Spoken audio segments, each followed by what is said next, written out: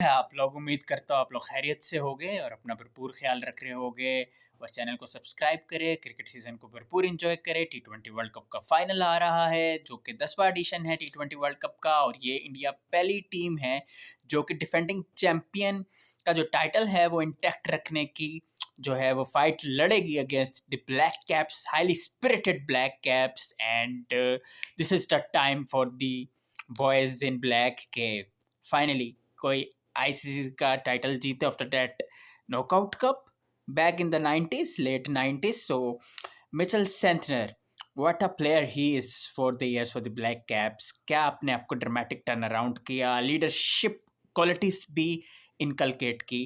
तो बहुत कुछ है इस न्यूजीलैंड की साइड पे जो कि हाईली टैलेंटेड है। रिमेंबर डैट के 2024 का टी20 वर्ल्ड कप हमारी तरह इनका भी सेटबैक गया था और ये पहले राउंड से बाहर हो गए थे जब अफगानिस्तान से भी शिकस्त हुई थी, पीएनजी से और युगांडा से ये जीते थे। अदरवाइज ग्रुप स्टेज से दे वर एलिमिनेटेड। तो ये बारी न्यूजीलैंड ने क्योंकि बहुत हिम्मत पकड़ी और ओडीआई सीरीज के लिए, टी20 सीरीज के लिए ahead of the T20 world cup, जो कॉन्फिडेंस का जो लेवल है ना बहुत आगे था इनका। और बेशक ये टी20 सीरीज हारे थे इंडिया से 4-1। India were absolutely brilliant. और रिमेंबर कि 2023 की जुलाई से गालिबन इसी टाइम के दौरान से कोई टी20 सीरीज या टूर्नामेंट नहीं हारे यार। Incredible stuff, absolutely remarkable stuff, and you got to admire that. Challenges है ठीक है न्यूजीलैंड के लिए, लेकिन बॉडी लैंग्वेज तगड़ी इसलिए भी होगी कि जिस तरह से साउथ अफ्रीका को इन्होंने क्रश्ड कर दिया जी, मौका ही नहीं दिया कि भाईजान के आप कुछ भी हमें परप्लेक्स करो, कन्फाउंड करो। हमने तो वन साइडेड मैच जीतना है, अपना कॉन्फिडेंस वो हाई कर लेना है। And hats off to Tim Seifert and Finn Allen in particular कि जिस तरह से खेल रहे और कितने को 1-2 साल से इनका जो जोड़ा फॉर्मिडेबल बना हुआ है, जैसे वहाँ से इब्राहिम जदरान और रहमानुल्लाह गुरबाज का बना हुआ है, इसी तरह जो है you got to admire man कि किस तरह से दोनों खेलते हैं, एक दूसरे को बैक करते हैं, एग्रेसिव प्लेयर है दोनों। और टिम साइफर्ट के जहाँ तक बात करो तो मेरे फेवरेट प्लेयरों में से है वो। और ब्रेंडन मैककलम की जो बैटिंग थी, जो उनका स्टांस था, उस काफ़ी अक्कासी करते हैं और ये ऑन पेपर भी मान चुके हैं कि वो मैककलम से काफ़ी ज़्यादा इंस्पायर्ड रह चुके हैं। विकेट कीपिंग का अंदाज भी उस तरह है, बॉडी जेस्चर उनका इस तरह है, और खेलते हैं अपने दिन में तो बहुत ही ब्रूटल साबित हो सकते हैं ओपोनेंट्स के लिए, और हुए भी है।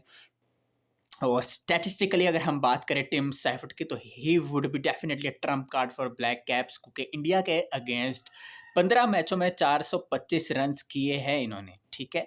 इसी तरह अगर इंडियन परस्पेक्टिव से बात करें तो उनके कप्तान loves to play against black caps, तो इवन स्टीवन इक्वेशन होगी, लेकिन ब्लैक कैप्स आर तगड़ी this time around. The only thing they really need to do is not only to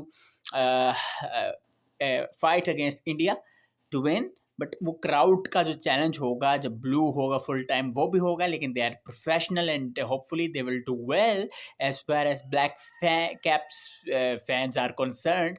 और अच्छी फॉर्म लगी हुई है। फिन एलन ने रिकॉर्ड झाड़ दिया जी, 33 बॉलों में सेंचुरी कर दी, वो भी तगड़ी साउथ अफ्रीका की बॉलिंग यूनिट के अगेंस्ट, जिसमें जी लुंगी नकीदी अच्छी बॉलिंग की इन्होंने इस टूर्नामेंट में। फिर कगिसो रबाडा थोड़े ऑफ कलर रहे इस टूर्नामेंट में। केशाव महाराज जो है he is good bowler, no doubt about that, no worries whatsoever. अच्छी तगड़ी बॉलिंग लाइनअप रही है, लेकिन हाँ जिस तरह से कॉन्टेम्प्ट के साथ खेला फिनैलन ने, that was something actually. He will be very very happy. Christopher Henry Gayle का रिकॉर्ड भी सरपास कर दिया, तो this is something. He will be very confident के अहेड ऑफ इंडिया। और देखिए अहमदाबाद में होने बेल्टर ऑफ अ पिच है, बैटिंग पैराडाइज है, और इनके जो इंडिया के ख़िलाफ़ जो सबसे कामयाब तरीन बॉलर है वो है इश शोडी, ठीक है, लुधियाना बॉय, ठीक है ना।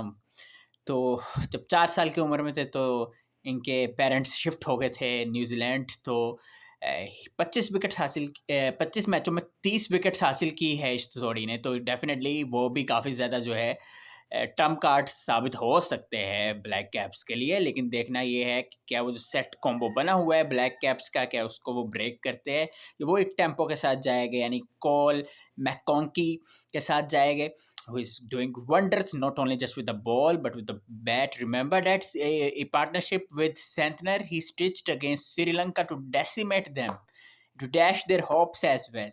So yeah, कंप्लीट पैकेज है. फिनैलन है, टिम साइफर्ट है, रचिन रविंद्रा भी अब फॉर्म में आ गए हैं, बॉलिंग से भी वो वंडर्स कर रहे हैं. क्या बॉलिंग की उन्होंने, ठीक है ना.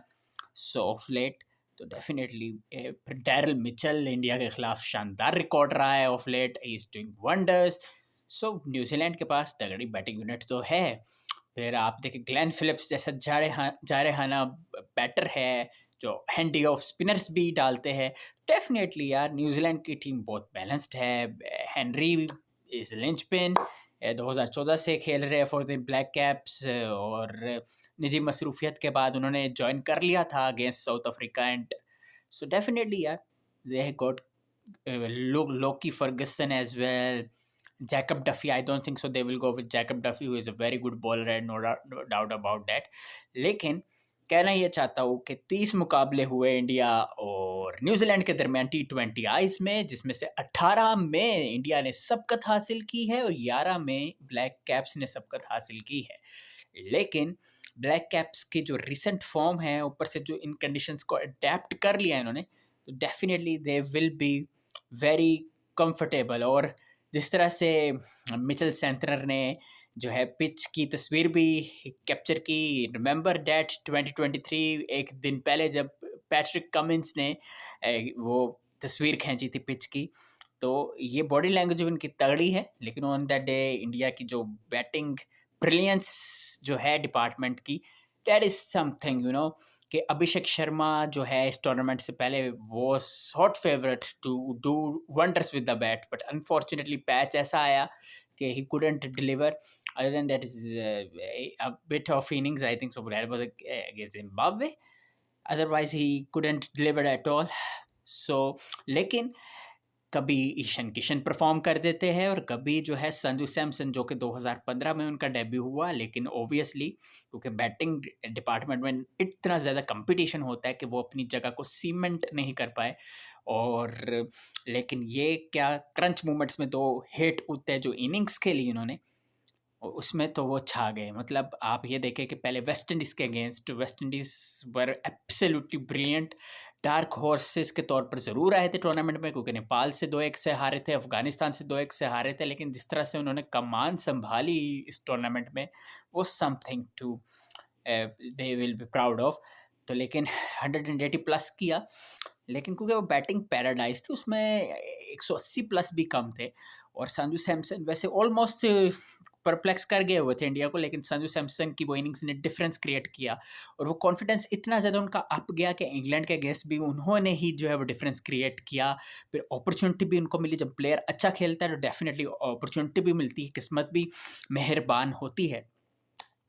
लैप्सिस भी दिखाया इंग्लैंड ने भी और वेस्ट इंडीज़ ने भी, और इंडिया अब फाइनल में है. एंड फर्स्ट टीम है जी कि डिफेंडिंग चैम्पियंस का टाइटल जो है वो मतलब फर्स्ट टीम तो नहीं है, मतलब इन अ वे हाँ फर्स्ट टीम ही है, फॉर श्योर फर्स्ट टीम ही है जो डिफेंडिंग चैम्पियन के तौर पर जारी. और तीसरी ओवरऑल टीम है जो बैक टू बैक फाइनल खेल रही है. जी हाँ, बैक टू बैक फाइनल खेलने वाली जो है ये दूसरी टीम है, तीसरी टीम है विच इज़ क्वाइट एक्सेप्शनल. 2007 में पाकिस्तान ने पहली बार फाइनल खेला, 9 में भी पाकिस्तान ने फाइनल खेला. फिर